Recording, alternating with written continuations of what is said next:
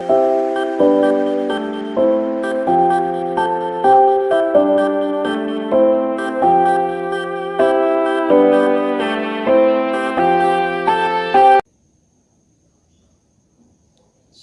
salam damai sejahtera bagi kita semua. Sebelum kita masuk kepada renungan firman Tuhan, terlebih dahulu mari kita berdoa. Bapa di surga, terima kasih kesempatan pada hari ini kami boleh mengucapkan syukur kepada Tuhan Yesus Kristus atas pertolongan bagi kami. Dan saat ini Tuhan Yesus, kami mau membuka hati dan pikiran kami untuk mendengarkan sebagian dari sabda firman. Urapi kami semua Roh Kudus, agar kami dapat memahami semua apa yang kami terima oleh kebenaran firman. Terima kasih Tuhan Yesus, berbicaralah bagi kami semua. Dan hamba-Mu yang menyampaikan firman-Mu, berikan kekuatan, hubungan lidah, urapan, lidah kuasa, dan Roh Kudus yang memenuhi dan menguasai hamba-Mu. Terima kasih Bapa, kami sahabat firman-Mu. Dalam nama Tuhan Yesus Kristus, hamba berdoa. Amin. Salam teman-teman. Pada saat ini kita berbicara tentang firman Tuhan dengan tema generasi penuai. Kenapa saya angkat tema generasi penuai? Sebab pada akhir-akhir zaman ini banyak membuat banyak pemberitaan firman Tuhan bahwa Tuhan memanggil dan memakai kaum muda ikut terlibat dalam penyampaian firman Tuhan, dalam pemberitaan firman Tuhan, dalam melayani Tuhan. Nah, terlebih kita harus memahami dulu dasar firman Tuhan di dalam Lukas pasal yang ke-10 ayat 1 sampai yang ke-3. Lukas pasal yang 10 ayat 1 sampai yang ke-3. Saya bacakan kepada kita. Yesus mengutus 70 murid. Kemudian daripada itu Tuhan menunjuk 70 murid yang lain, lalu mengutus mereka berdua-dua mendahuluinya ke setiap kota dan tempat yang hendak dikunjunginya. Katanya kepada mereka, tuaian memang banyak tetapi pekerja sedikit. Karena itu mintalah kepada Tuhan yang mempunyai tuaian supaya Ia mengirimkan pekerja-pekerja untuk tuaian itu. Pergilah, sesungguhnya aku mengutus kamu seperti anak domba di tengah-tengah serigala. Jadi pada akhir zaman ini, sebelum kedatangan Tuhan, banyak jiwa-jiwa yang akan mendapatkan keselamatan, banyak jiwa-jiwa yang akan mencari juru selamat, yaitu Tuhan Yesus sendiri. Nah, perlu kita pahami bahwa generasi penuai ini yaitu sekelompok komunitas yang tergolong usia muda atau remaja yang akan diutus oleh Tuhan Yesus Kristus untuk melayani tubuh Kristus berdasarkan amanat agung Tuhan Yesus Kristus, yaitu di mana bahwa Tuhan Yesus Kristus mengutus seluruh hamba-hamba Tuhan, para pendeta, gembala-gembala, bahkan orang-orang yang telah menerima keselamatan.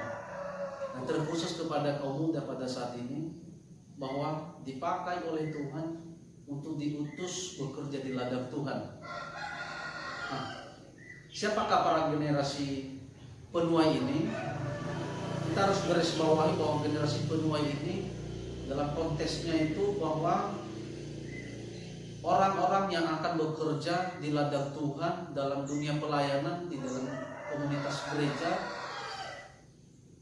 Jadi Inilah yang disebut generasi penuai, bukan hanya tertuju kepada hamba-hamba Tuhan saja, bukan hanya tertuju kepada pendeta-pendeta, bukan hanya tertuju kepada gembala-gembala, tetapi setiap orang yang telah menerima keselamatan dari Tuhan Yesus Kristus.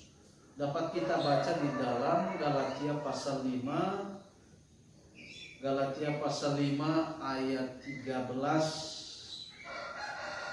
Begini bunyi firman Tuhan, saudara-saudara, memang kamu telah dipanggil untuk merdeka, tetapi janganlah kamu mempergunakan kemerdekaan itu sebagai kesempatan untuk kehidupan dalam dosa, melainkan layanilah seorang akan yang lain oleh kasih. Jadi saudara-saudari yang terkasih di dalam nama Tuhan Yesus Kristus, kaum muda yang memiliki power untuk semangat di dalam menjalani kehidupan ini, selama masih ada kekuatan fisik yang sehat, segar, bugar, marilah respon kasih Tuhan itu untuk melayani Tuhan, sehingga kita disebut nanti generasi penuai. Pada akhir zaman ini, di dalam Yoel pasal 2 ayat 28 sampai 32, di sana dikatakan pada akhir-akhir zaman ini banyak teruna-teruna yang akan dipakai Tuhan untuk bernubuat, melakukan segala perkara-perkara dalam hal pemberitaan firman Tuhan. Kita baca terlebih dahulu Yoel pasal 2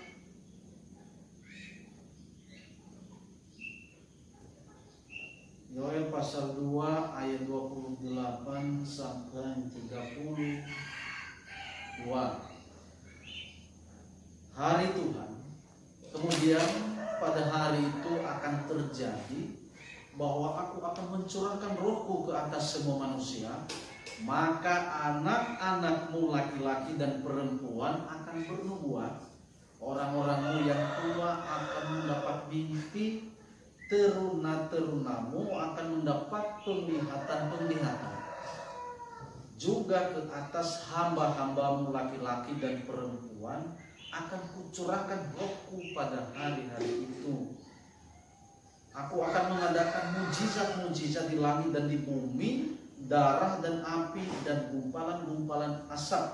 Matahari akan berubah menjadi gelap gulita dan bulan menjadi darah sebelum datangnya hari Tuhan yang hebat dan dahsyat itu. Dan barang siapa yang percaya kepada nama Tuhan akan diselamatkan. Sebab di Gunung Sion dan di Yerusalem akan ada keselamatan seperti yang telah difirmankan Tuhan, dan setiap orang yang dipanggil Tuhan akan termasuk orang-orang yang terlepas. Jadi kita kutip di dalam ayat yang ke-28 dan 29 tadi, bahwa anak-anakmu laki-laki, anak-anakmu perempuan akan bernubuat, hamba-hambamu laki-laki dan perempuan akan kucurahkan rohku pada hari-hari itu. Jadi Tuhan Yesus akan mencurahkan roh kudusnya.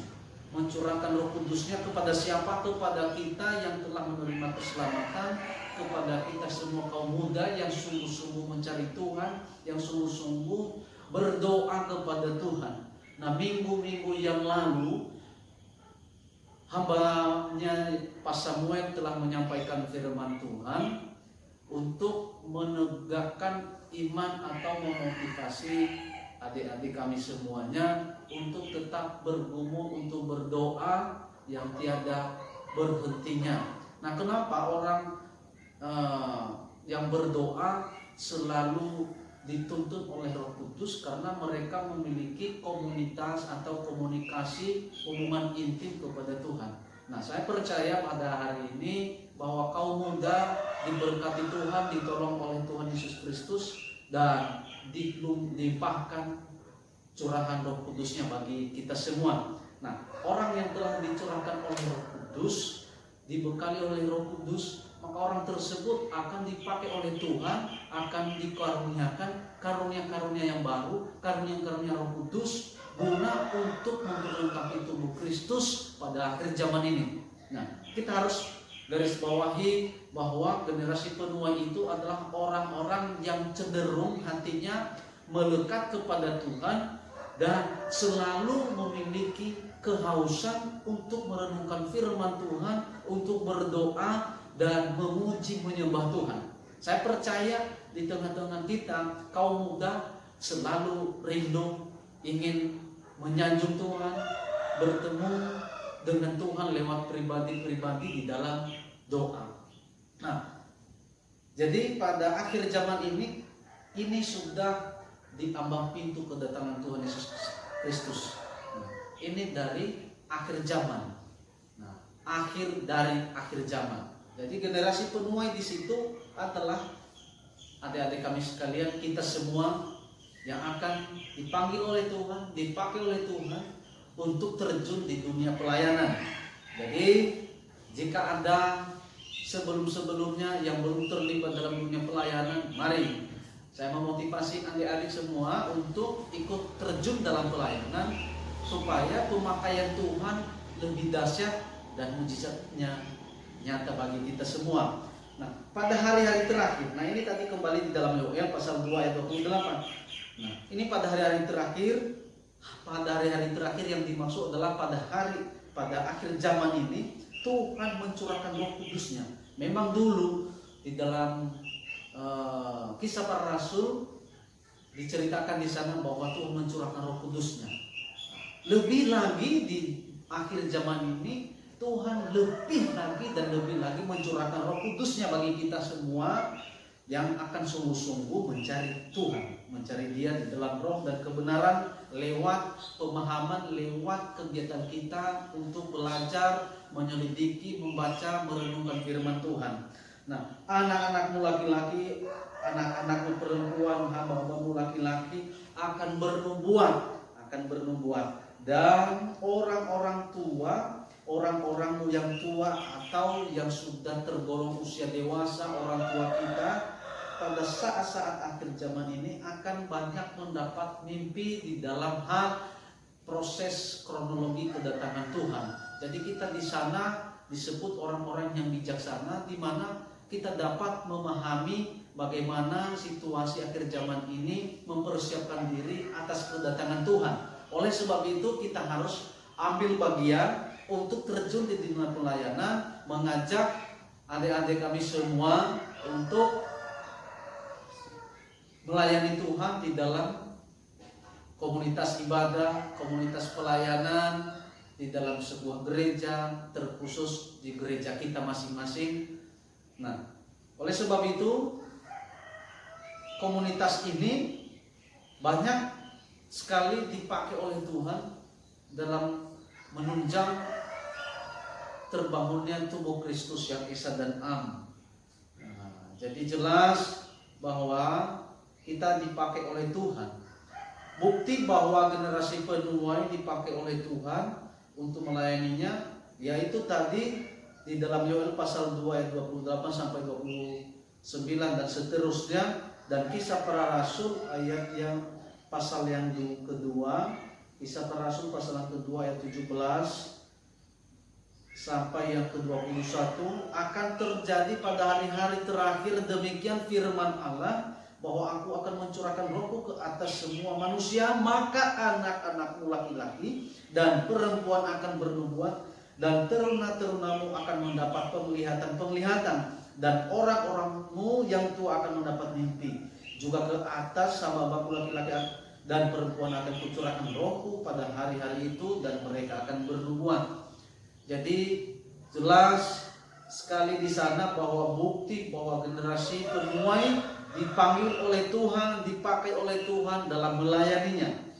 Nah, dalam melakukan tugas penuaian, tugas pelayanan pada akhir zaman, kita tidak bekerja sendiri, melainkan Roh Kudus akan menyertai kita dalam pengutusan Tuhan terhadap pelayanan bagi kita masing-masing. Nah, kita baca di dalam Kisah Para Rasul pasal 1 ayat yang ke-8. Beginilah firman Tuhan, tetapi kamu akan menerima kuasa kalau Roh Kudus turun ke atas kamu, dan kamu akan menjadi saksiku di Yerusalem dan di seluruh Yudea dan Samaria dan sampai ke ujung bumi. Nah, walaupun dulu disampaikan kepada rasul-rasul di loteng Yerusalem, tetapi firman Tuhan terus bekerja pada perkembangannya sampai pada hari ini.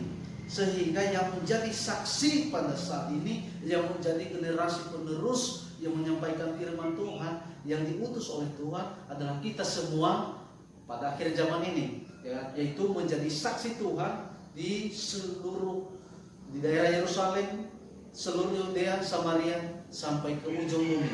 Jadi dalam hal pelayanan itu mulai dari keluarga, komunitas, pelayanan di gereja, masyarakat, dan bahkan bangsa Indonesia tentunya, dan seluruh jagat raya ini kita dipakai oleh Tuhan.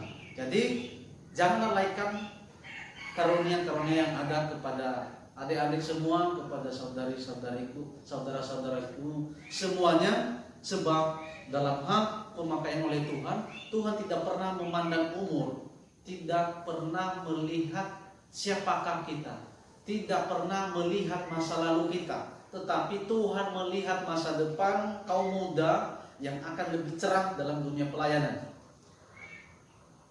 Kita baca Yohanes pasal 14. Yohanes pasal 14 ayat 26 sampai yang ke-27. Jadi ini sebagai kekuatan kita bahwa dalam pelayanan tidak sendiri, kita tidak sendiri, tetapi ada kekuatan, ada power kita, ada spirit kita untuk melayani Tuhan, yaitu kita disertai oleh Tuhan. Dasar disertai oleh Roh Kudus, yaitu yang pertama tadi, orang-orang yang benar-benar sungguh-sungguh mencari Tuhan, orang-orang yang sungguh-sungguh berdoa, bergumul, terlebih-lebih dalam situasi akhir zaman ini, situasi yang kita hadapi, yang kita alami. Justru di balik semua itu kita ditekankan, kita diarahkan oleh Tuhan untuk berdoa. Lalu orang-orang yang sungguh-sungguh berdoa, orang-orang yang sungguh bergumul kepada Tuhan, inilah ciri khas yang disertai oleh Roh Kudus dalam pelayanan. Nah, tetapi di dalam firman Tuhan berkata, tetapi penghibur yaitu Roh Kudus yang akan diutus oleh Bapa dalam namaku, dalam nama Tuhan Yesus Kristus, dialah yang akan mengajarkan segala sesuatu kepadamu dan akan mengingatkan kamu akan semua yang telah kukatakan kepadamu. Jadi Roh Kudus yang akan mengajarkan segala sesuatu kepadamu, yaitu wawasan surga bumi, wawasan firman Allah, yaitu Roh Kudus yang akan mengajarkan kita segala sesuatu. Dan setelah mengajarkan segala sesuatu, Tuhan berjanji, damai sejahtera ku tinggalkan bagimu, damai sejahtera ku berikan kepadamu, dan apa yang ku berikan tidak seperti yang diberikan oleh dunia kepadamu. Janganlah gelisah dan gentar hatimu. Dalam penuaian, dalam pekerjaan penuaian ke depan, Tuhan mengutus kita, Tuhan berfirman, janganlah gelisah dan gentar hatimu. Sekalipun nanti ke depan kaum muda ini mendapatkan atau bertemu banyak suatu masalah dalam dunia pelayanan, seperti tadi yang disampaikan di dalam Lukas pasal 10 ayat 3, bahwa aku akan memutus engkau di tengah-tengah serigala. Itu namanya serigala adalah godaan iblis dan setan. Jadi kita bertemu dengan kuasa-kuasa kegelapan dalam dunia pelayanan. Nah, jadi tidak perlu takut, tidak perlu gelisah maupun gentar hati, tetapi hadapilah dengan keberanian iman. Maka firman Tuhan, Alkitab berkata bahwa biarlah rohmu menyala-nyala dan layanilah Tuhan. Jika Roh Kudus menyertai kita dan roh kita menyala-nyala dalam melayani Tuhan, maka segala sesuatu yang kita hadapi dalam dunia pelayanan itu, termasuk serigala-serigala buas yang akan mengganggu pelayanan kita, akan tersingkir, dibebaskan, dihancurkan oleh Tuhan Yesus sendiri. Nah, sehingga kita dibebaskan dari segala cengkraman iblis dan kita ditolong, dibela oleh Tuhan. Nah, saya percaya saat ini kita terus menggali karunia-karunia yang ada di dalam kita. Kita harus bertanya kepada Tuhan di dalam doa kita masing-masing. Tuhan, sebenarnya apa karunia yang ada padaku? Akan kuberikan kepadamu dalam dunia pelayanan. Inilah aku Tuhan, pakailah aku Tuhan, utuslah aku Tuhan dalam pekerjaan pelayanan. Oleh sebab itu ketika kita punya power, semangat yang sungguh-sungguh di dalam Tuhan, maka Tuhan akan berkenan kepada Tuhan. Tuhan berkenan kepada kita semua. Firman Tuhan berkata, inilah anakku yang kukasihi, kepadanya aku berkenan. Inilah generasi penuai, kepadanya aku berkenan, kepadanya kucurahkan rohku. Nah, itu kita harus pegang iman, pengharapan dan kasih kepada Tuhan. Kita harus memakai pakaian, yaitu firman Allah. Pakaian kita setiap hari adalah sungguh-sungguh berdoa. Itulah pakaian-pakaian orang-orang yang akan dicurahkan Roh Kudus.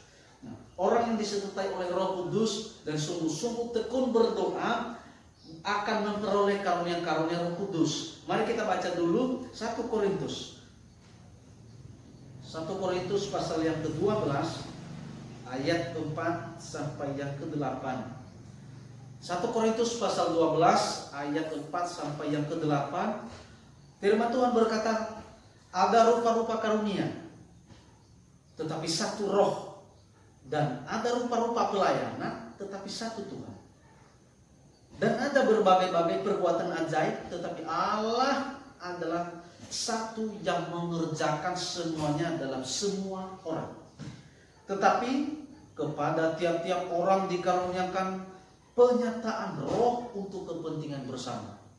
Sebab kepada yang seorang roh memberikan karunia untuk berkata-kata dengan hikmat, dan kepada yang lain roh yang sama memberikan karunia berkata-kata dengan pengetahuan.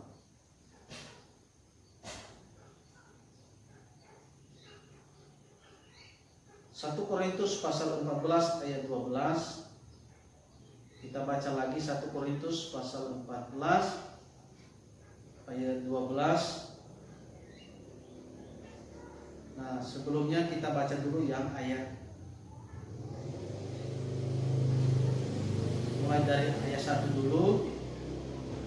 Sekali lagi tentang karunia roh. Kejarlah kasih itu dan usahakanlah dirimu memperoleh karunia-karunia roh.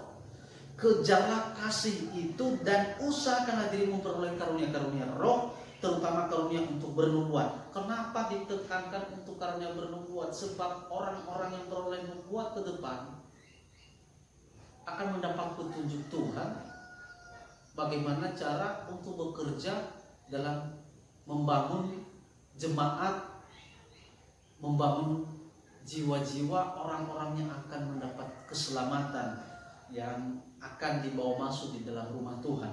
Nah, siapa yang berkata-kata dengan bahasa roh tidak berkata kepada manusia tetapi kepada Allah. Sebab tidak ada seorang pun yang mengerti bahasanya, oleh roh yang mengucapkan hal-hal yang rahasia.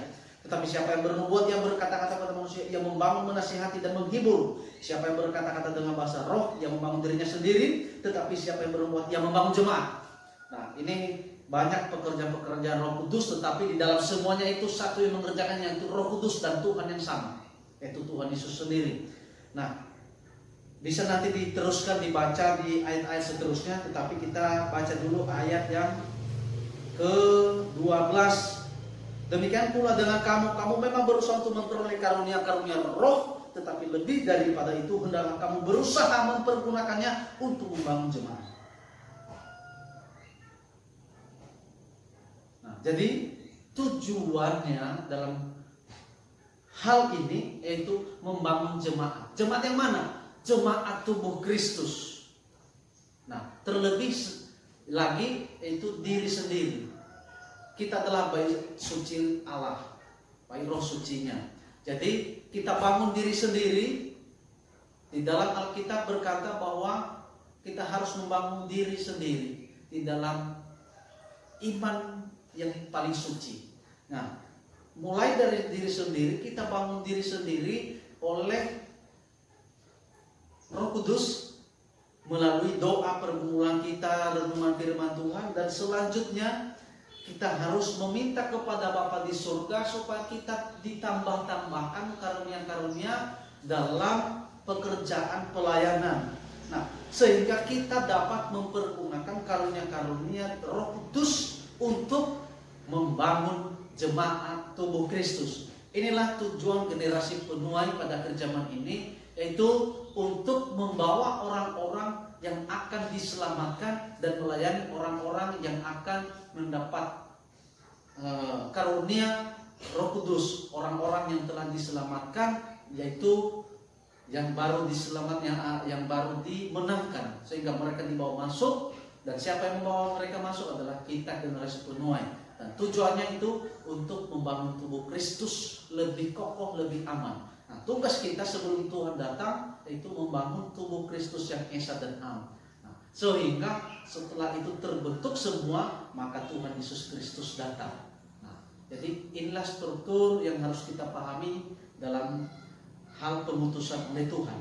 Nah, supaya Roh Kudus terus menyertai kita, lakukan hal berikut ini. Nah, jadi supaya Roh Kudus terus menyertai kaum muda, lakukan hal berikut ini. Nah, ini saya ajak untuk lebih fokus kepada semuanya agar dapat memahami apa yang harus kita lakukan.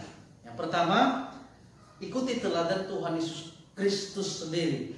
Nah, Tuhan telah melakukan hal-hal yang begitu luar biasa dalam pelayanan. Tuhan telah memberikan teladan bagi kita, dan kita harus mengikuti jejak Tuhan Yesus sendiri, bukan jejak yang lain, bukan jejak setan, bukan jejak orang-orang yang tidak mengenal Tuhan, bukan jejak orang-orang duniawi, bukan orang-orang yang tidak mengenal Tuhan lalu mereka banyak melakukan kegiatan-kegiatan yang di luar Tuhan. Bukan jejak-jejak paranormal, bukan jejak-jejak para dukun, tetapi yang perlu kita ikuti adalah teladan Tuhan Yesus. Sebab Tuhan sendiri telah memberikan teladan bagi kita semua dan kita mengikuti jejaknya. Tertulis di dalam 1 Petrus pasal 2 ayat 21. 1 Petrus pasal 2 ayat yang ke-21. Jadi sebab untuk itulah kamu dipanggil. Sebab untuk itulah kamu dipanggil kaum muda, karena Kristus pun telah menderita untuk kamu. Yaitu di mana dia telah mati, rela mati di atas kayu salib oleh kuasa darah Tuhan Yesus sendiri. Kita telah dipanggil, kita telah dibebaskan kutuk hukum Taurat. Jadi kita dibebaskan dari itu. Jadi upah dosa adalah maut. Kita dibebaskan semua. Oleh sebab itu kita harus menjadi teladan, sebab Tuhan Yesus sendiri telah memberikan teladan dan harus kita ikuti jejaknya. Amin. Pasti amin semuanya, sebab kaum muda masih memiliki semangat untuk melayani Tuhan. Nah, yang kedua 1 Timotius pasal 4 ayat 12, itu jadilah teladan sesuai firman Tuhan. 1 Timotius pasal 4 ayat 12. Jangan seorang pun menganggap engkau rendah karena engkau muda. Jadilah teladan bagi orang-orang percaya dalam perkataanmu, dalam tingkah lakumu, dalam kasihmu, dalam kesucianmu, dan dalam kesucianmu. Sementara itu sampai aku datang, bertekunlah dalam membaca kitab-kitab suci, dalam membangun dan mengajar. Seterusnya, janganlah lalai dalam mempergunakan karunia yang ada padamu, yang telah diberikan kepadamu oleh nubuat dan dengan penumpangan tangan sidang penatua. Nah, itulah yang kedua. Yang ketiga, tetap berjaga-jaga dan berdoa. Matius pasal yang ke-26 ayat 41. Matius pasal 26 ayat 41. Beginilah firman Tuhan. Berjaga-jagalah dan berdoalah supaya kamu jangan jatuh ke dalam pencobaan. Roh memang penurut tetapi daging lemah. Awas hati-hati. Awas hati-hati dalam dunia pelayanan. Kita ditekankan oleh Tuhan supaya stabil pelayanan kita. Kita harus berjaga-jaga dalam doa. Dan kita harus sadar dalam doa tersebut supaya kita tidak jatuh dalam pencobaan. Roh memang penurut, jadi roh manusia ini memang menuruti keinginan daging yang melemah. Tetapi daging lemah, ketika daging kita lemah, maka disitulah celah roh untuk menuruti kemauan daging ini. Nah, oleh sebab itu kita harus berjaga dan sadar untuk terus berdoa supaya Roh Kudusnya itu masuk di dalam roh manusia, masuk di dalam roh kita, sehingga kita dibekali oleh Roh Kudus, kita disertai oleh Roh Kudus dalam pelayanan. Nah, yang keempat, jangan kendor, biarlah roh menyala-nyala dan siap sedia melayani Tuhan. Di dalam Roma pasal 12 ayat 11 nanti tertulis di sana, biarlah rohmu menyala-nyala dan layanilah Tuhan. Yang kelima, berdiri teguh, jangan goyah. Giat selalu dalam pekerjaan Tuhan, jerih payahmu tidak sia-sia. Nah, yang terakhir 1